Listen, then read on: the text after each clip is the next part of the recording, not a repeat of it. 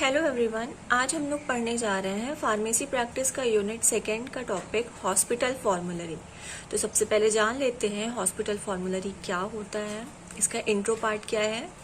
तो hospital formulary एक ऐसा डॉक्यूमेंट है जिसमें बहुत सारे ड्रग्स के नेम्स लिखे रहते हैं। कहने का मतलब ये है कि ये एक ऐसा डॉक्यूमेंट है जहाँ पे जो भी हॉस्पिटल है वहाँ पे जितने भी ड्रग्स यूज होते हैं उनके नेम्स लिखे होते हैं।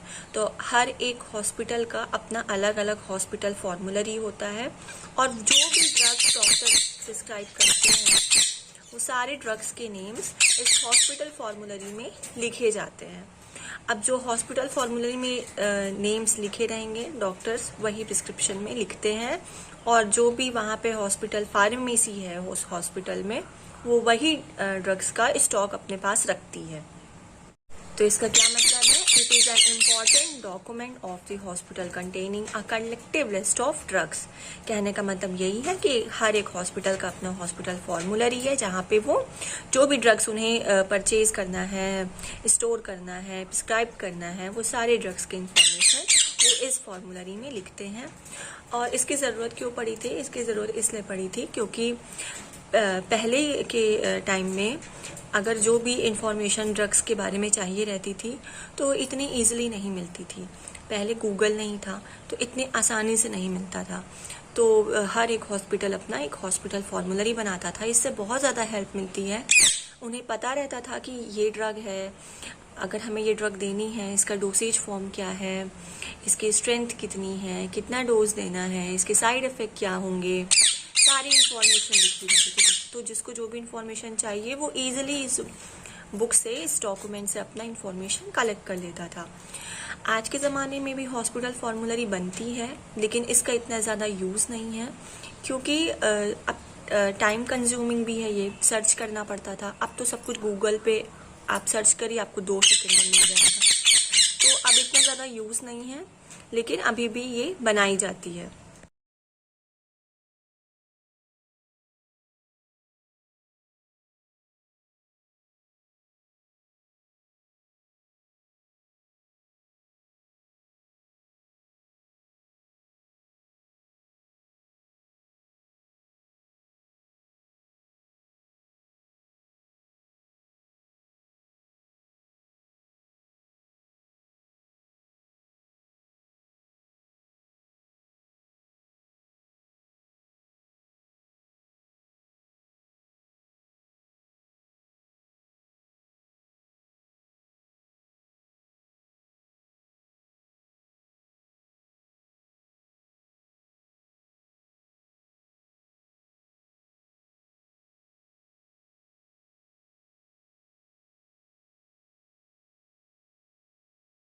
अब बात कर लेते हैं एम्स। एम्स क्या है इसका, क्यों?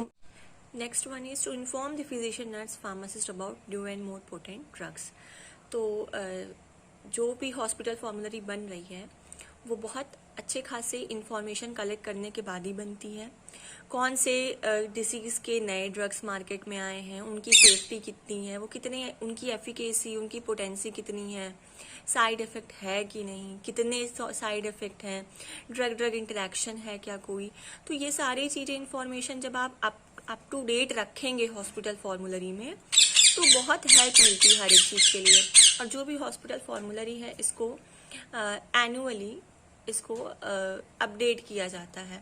मान लीजिए कोई ड्रग है जिसके साइड इफ़ेक्ट रिपोर्ट हो रहे हैं तो इन्हें अब वहाँ से हटाएंगे, अब इसे हॉस्पिटल फॉर्मूलरी में नहीं रखेंगे।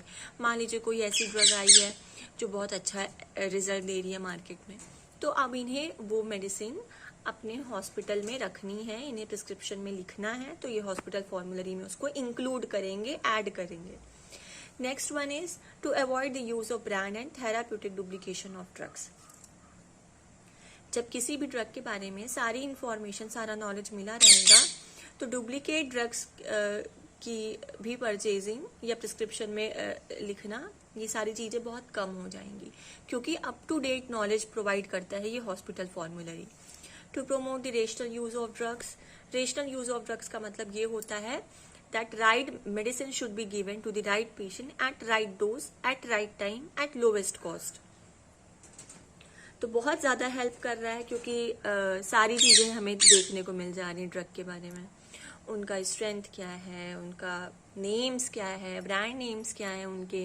अब बात कर लेते हैं preparation of hospital formulary. Hospital formulary कैसे बनाई जाती है? तो सबसे पहले मैंने बताया था फार्मेसी थेराप्यूटिक कमेटी, जो भी हॉस्पिटल्स के मेंबर्स होते हैं वो एक कमेटी बनाते हैं और फिर यही डिसीजन लेते हैं कि हमें हॉस्पिटल फॉर्मूलरी बनानी है, उसमें क्या ड्रग्स हमें ऐड करने हैं, क्या हमको डिलीट करने हैं।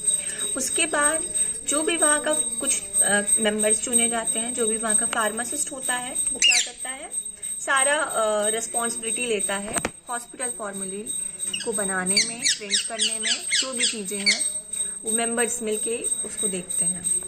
अब क्या क्या कंटेंट होता है इसको हम जान लेते हैं। सबसे पहले आता है इंट्रोडक्टरी इन्फॉर्मेशन। अगर कोई भी हॉस्पिटल फॉर्मूलरी है तो उसमें सबसे पहले इंट्रोडक्टरी इन्फॉर्मेशन आएगा हॉस्पिटल के बारे में। फिर आता है बेसिक इन्फॉर्मेशन ऑफ ड्रग। पहले हॉस्पिटल के बारे में इंफॉर्मेशन दी जाएगी, फिर ड्रग के बारे में दी जाएगी। फिर सप्लीमेंट्री इन्फॉर्मेशन ऑफ ड्रग, मान लीजिए कुछ एडिशनली देना है ड्रग के बारे में, इसके इंटरेक्शन के बारे में, इसके साइड इफेक्ट, इसके एडवर्स इफेक्ट के बारे में, तो वो हम इसमें देते हैं। फिर आता है prescribing and dispensing guidelines.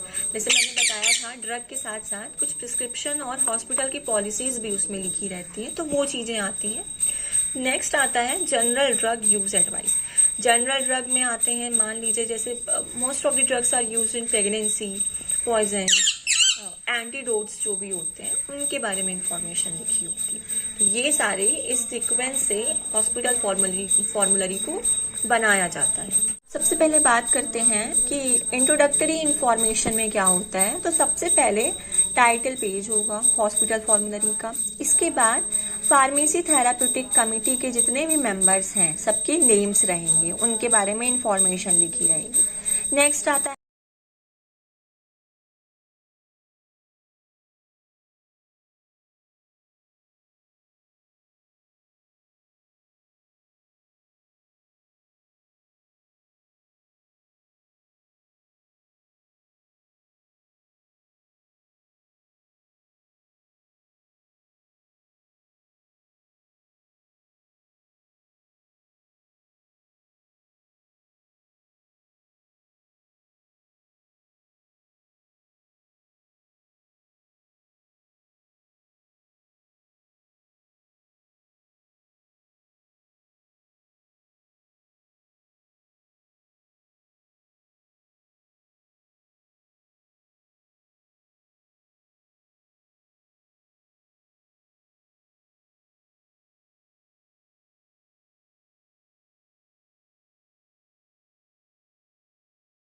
Next आता है table of content and then PTC of hospital. PTC मतलब फार्मेसी थेराप्यूटिक कमेटी, जो भी हॉस्पिटल का है उसके बारे में थोड़ा सा डिटेलिंग में इंफॉर्मेशन दी जाती है।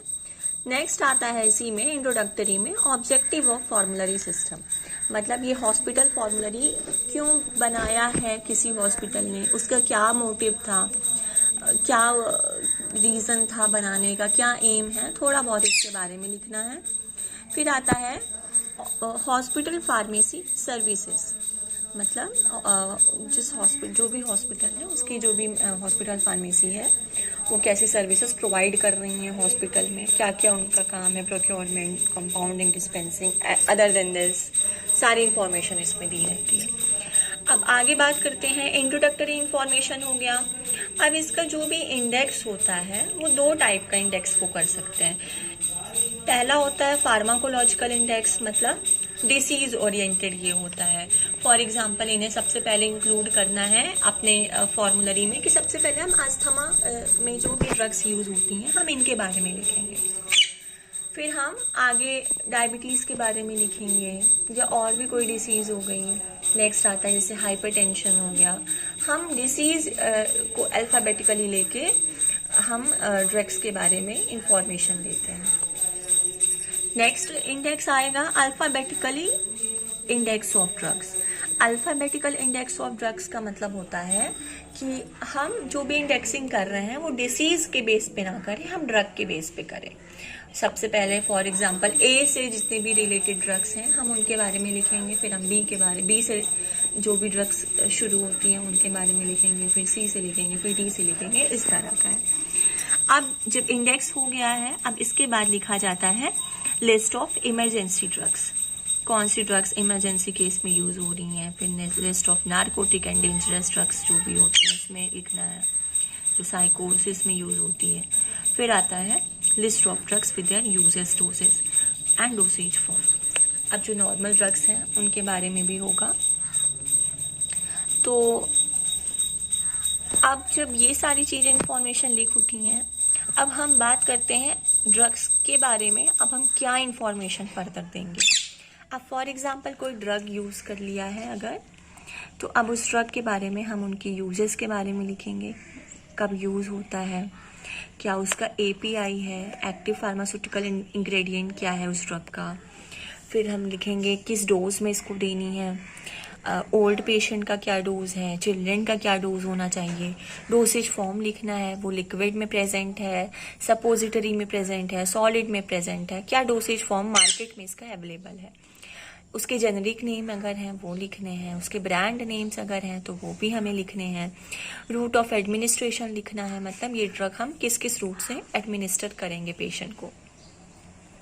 साथ में इसके स्टोरेज के बारे में लिखना है, क्या स्टोरेज कंडीशंस है इसको स्टोर करने के लिए, प्रिकॉशंस भी अगर उससे रिलेटेड है वो भी हमें लिखने हैं। साथ में कॉन्ट्राइंडिकेशन लिखना है, कॉन्ट्राइंडिकेशन मतलब हमें किस ड्रग के साथ इसको नहीं देना है, इसके साइड इफेक्ट या इसके एडवर्स रिएक्शंस भी हमें मेंशन करने होंगे। तो ये आ गया आपका कि सबसे पहले हमने जो ज़रूरत की चीज़ें थी वो लिखी, फिर हमने सप्लीमेंट्री मतलब एडिशनली चीज़ें लिखी हैं, प्रिकॉशंस, कॉन्ट्राइंडिकेशन, एडवर्स रिएक्शंस, ये सारे आपकी एडिशनल चीज़ें हैं। और ये सारी चीज़ें हमें लिखनी है, तो साथ में हमें रेफरेंस भी देना है, हमने क्या फॉलो किया, हमने आईपीसी फॉलो किया है, फार्माकोपिया फॉलो किया है, कुछ तो फॉलो किया होगा, तो ऐसे हमें रेफरेंस के साथ ये इन्फॉर्मेशन देनी होती है। और साथ में अब हम लिखते हैं list of approve products that can be used in hospital. अब कौन कौन से ऐसे प्रोडक्ट्स हैं जो अप्रूव हैं, जिनके पास एनओसी है एफएनडी से, और भी क्या इंफॉर्मेशन है, सारी चीज़ें हम इसमें इंक्लूड करते हैं। वो हॉस्पिटल जो है, जिस भी हॉस्पिटल में ये हॉस्पिटल फॉर्मूलरी बन रही है, वो कौन कौन से ड्रग्स अपने पास रख रहा है, कौन से प्रिस्क्रिप्शन में दे रहा है, ये सारी इंफॉर्मेशन इसमें रहती है। नेक्स्ट आता है list of physician with their address, phone numbers, qualification and available timings. जो भी फिजिशियंस काम करते हैं हॉस्पिटल में, उनके बारे में हमें इंफॉर्मेशन देनी होती है हॉस्पिटल फॉर्मूलरी में। साथ में और कोई अगर रिसर्च फार्मेसी में आ रहा है, करेंट डेवलपमेंट, थोड़ी बहुत उनके बारे में भी इंफॉर्मेशन देनी रहती है।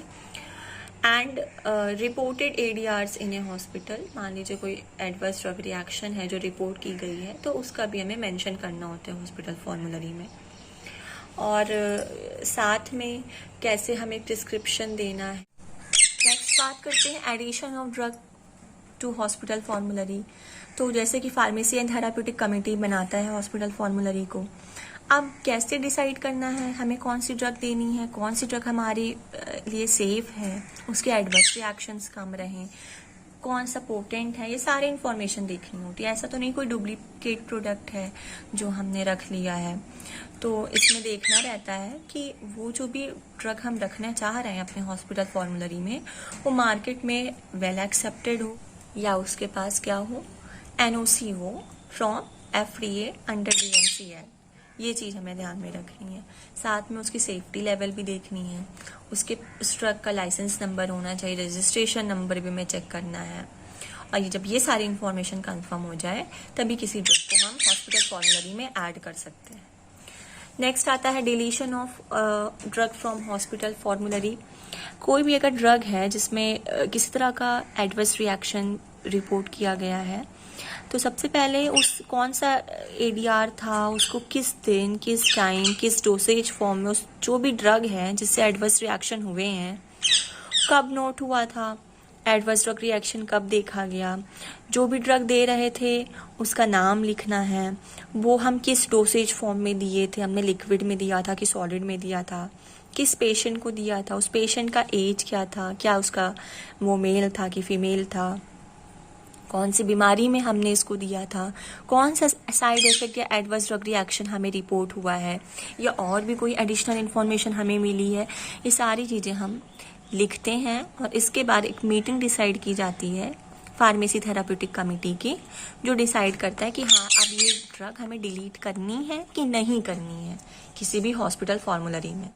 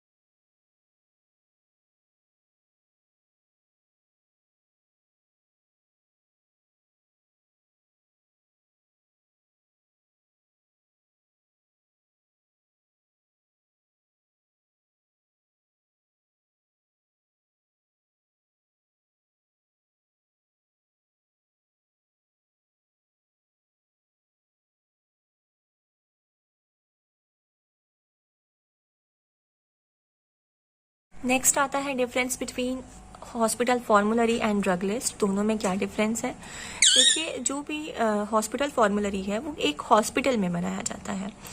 हर हॉस्पिटल का अपना अलग रहता है। वहाँ के जो मेंबर्स हैं, लोकल जो मेंबर्स होते हैं, फिजिशियंस होते हैं, स्टाफ होती है, वो लोग खुद से बनाते हैं। तो इसमें बहुत ज़्यादा कमियाँ हो सकती हैं, या अपने प्रॉफिट के लिए उन्होंने कुछ एडिशन डिलीशन कर दिया, कुछ भी यहाँ पे हो सकता है। मतलब यहाँ पे आपको मिस्टेक्स देखने को मिल सकते हैं। लेकिन जो ड्रग लिस्ट होता है वो पूरे कंट्री का होता है, मतलब एक कंट्री का होता है, और उसमें बहुत से एक्सपर्ट्स इन्वॉल्व रहते हैं मेकिंग में, जैसे कि बहुत अच्छे फार्माकोलॉजिस्ट, फार्मासिस्ट, क्लिनिशियंस, बहुत सारे एक्सपर्ट्स होते हैं जो ड्रग लिस्ट को प्रिपेयर करते हैं। तो इसमें मिस्टेक्स होने के चांस